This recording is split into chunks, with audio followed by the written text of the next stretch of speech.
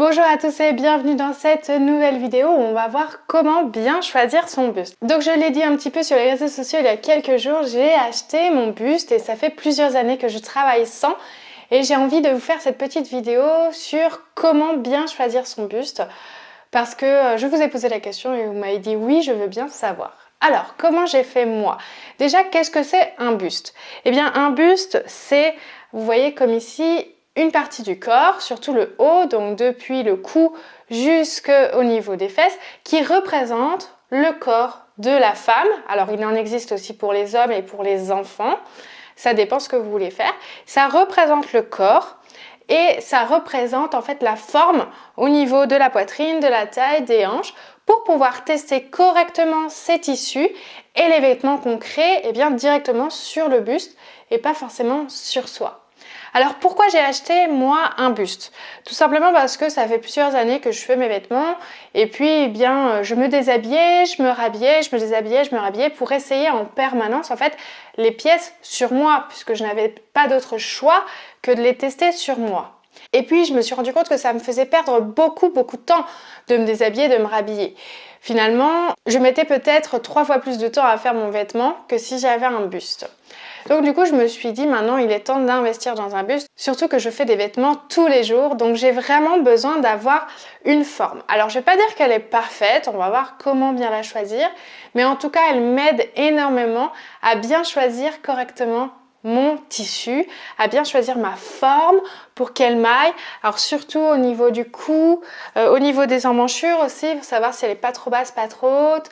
Voilà, comment le tomber, comment le rendu se porte sur le buste. Mais c'est pas pour autant que je n'essaye pas mes habits par la suite. Alors comment le choisir? Déjà il y a 3 types de bustes. Il y a un buste où vous n'avez pas tous ces petits réglages qui sont là, ici. Vous avez juste le buste de base, sans rien. Il est souvent très décoratif. Vous pouvez le trouver dans des magasins de déco pour la maison. Alors souvent on le met dans une chambre parce que c'est très beau. Mais ce sont des tailles 36 ou 38 de base. Donc même si vous faites un 38 ou un 36, il se peut qu'il ne vous aille pas et que les mensurations ne soient pas exactes.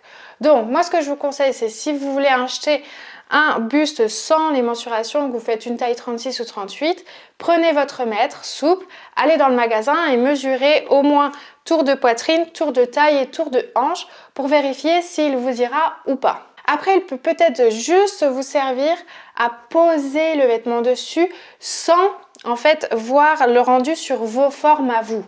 Mais j'imagine que si vous faites une taille 48 ou 50, c'est pas la peine d'acheter ce genre de buste. Donc le deuxième qui existe, le deuxième type de buste, c'est les bustes réglables comme vous avez ici et donc c'est le buste que moi j'ai choisi. Alors ce qui est génial dans ce mannequin de couture réglable, c'est que en fait il existe énormément de tailles. Déjà à l'achat, vous pouvez choisir dans les tailles.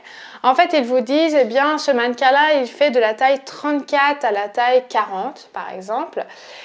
Et ils vous disent au niveau de la poitrine, la molette, elle va, alors moi par exemple ici, elle va de 84 cm à, je sais pas moi, 91 par exemple.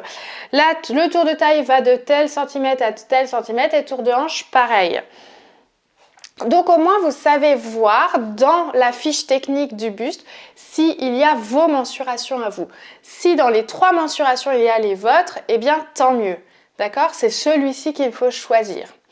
Ensuite, vous avez donc des bustes où c'est réglable sur les 4 côtés, c'est-à-dire devant, sur le côté, derrière et sur l'autre côté. Moi, c'est ce que j'ai choisi parce que je trouve que ça représente mieux la forme de notre buste ici. Pareil, sur la taille, j'ai devant, derrière et sur les hanches, j'ai sur les 4 côtés. Je vous conseille, si vous faites beaucoup de vêtements, de choisir ce genre de buste-là. Si par contre, vous faites un peu moins de vêtements et que vous êtes plus dans une passion de temps en temps, vous n'êtes peut-être pas obligé d'aller choisir ce type de buste. Peut-être que 2 molettes, ça suffit. D'ailleurs, plus il va y avoir d'accessoires, plus il va y avoir de moyens de régler le buste, plus il va être cher. C'est normal. Le prix dans ce genre de mannequin est représentatif de la qualité. Donc du coup, plus vous allez dans des bustes chers, plus le revêtement va être qualitatif, les molettes vont être qualitatifs, le pied va être qualitatif, voilà. Donc il existe plusieurs types de molettes aussi, des molettes debout comme ici ou des boutons que l'on tourne. Pareil sur le cou, il y en a qui sont réglables et pas réglables, donc à vous de voir si vous voulez qu'ils soient réglables. Et pareil pour le pied. Sur le pied, vous pouvez avoir un pied stable ou un pied à roulette. Voilà, donc vous avez vu le nombre de choses à regarder dans la fiche technique du buste pour voir celui qui vous correspond le mieux. Et enfin, il existe un troisième type de buste que j'avais envie de vous parler dans cette vidéo, c'est le buste maison. En fait, il est possible de se créer son propre buste. Alors, je ne vais pas vous mentir, moi je ne l'ai pas fait, donc je ne peux pas vous donner tout plein d'astuces là-dessus. Je me suis juste renseignée parce que j'étais intéressée par le faire, donc peut-être qu'un jour je le ferai. J'en sais rien, on verra. Donc le but, c'est de mettre un t-shirt assez moulant, assez serrant, surtout qui va jusqu'au bras, qui va aussi jusqu'au cou, qui va jusqu'aux hanches. Et puis, vous allez poser, coller du scotch sur tout ce t-shirt-là en épousant bien vos formes, voilà, en épousant bien la poitrine, en épousant bien les hanches, la taille et le cou pour vous former un buste. Mais attention, il ne faut pas mettre trop de scotch, sinon ça va faire trop d'épaisseur. Du coup, ça ne va pas aller. Donc, on met une grosse partie de scotch quand même pour bien épouser toute cette forme-là. Et ensuite, on vient couper sur le côté ici jusqu'aux emmanchures le buste pour pouvoir l'enlever. Si vous avez un peu de manche, il faut également couper un peu la manche.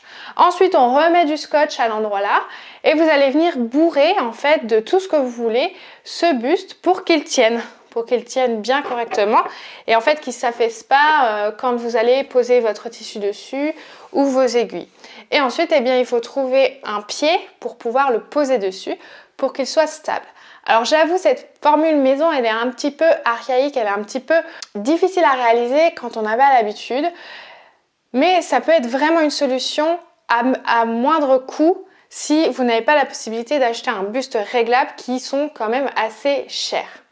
Voilà, donc on a vu comment choisir son buste. J'espère que ça vous a plu, j'espère que vous arriverez à choisir correctement votre mannequin de couture et moi je vous dis à très vite.